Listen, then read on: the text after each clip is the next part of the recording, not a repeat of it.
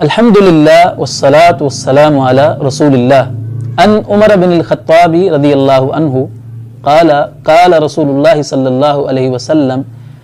ان اللہ یرفع بهذا الكتاب اقواما ویضع به آخرین،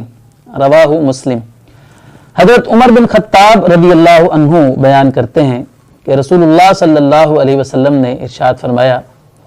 کہ بے شک اللہ تعالیٰ اس کتاب یعنی قرآن مجید کے ذریعے سے بہت سے لوگوں کو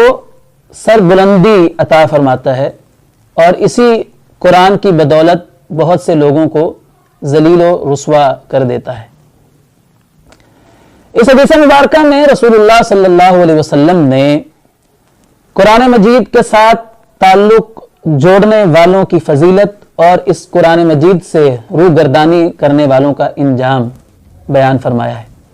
دوسرے لفظوں میں مسلمانوں کے عروج اور زوال کے کیا اسباب ہو سکتے ہیں انہیں رسول اللہ صلی اللہ علیہ وسلم نے ایک جملے کے اندر بیان فرما دیا ہے۔ مسلمان اگر دنیا میں اور آخرت میں عزت اور سربلندی چاہتا ہے تو اسے اللہ تعالیٰ کے کلام قرآن مجید کے ساتھ اپنے تعلق کو مضبوط کرنا ہوگا۔ اگر وہ ایسا نہیں کرتا،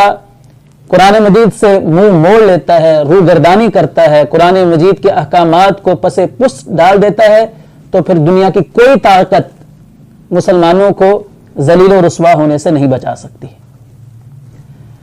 قرآن مجید کے حقوق جو مسلمانوں کے اوپر ہیں، قرآن کی تلاوت کرنا، اس کو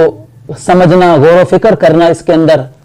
اور سب سے بڑھ کر اس پر عمل کرنا، اور پھر آگے اس قرآن کے آفاقی پیغام کو آگے پہنچانا، یہ ساری چیزیں قرآن مجید کے حقوق کے اندر شامل ہیں۔ آج اگر ہم غور کریں تو مسلمان کس حد تک قرآن کے ان حقوق کو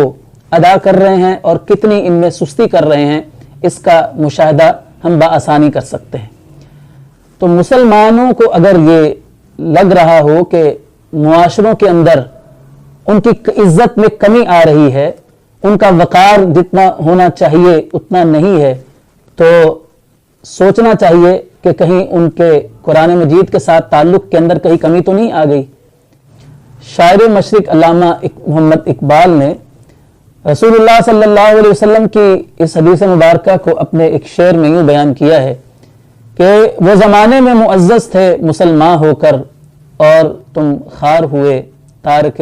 قرآن ہو کر۔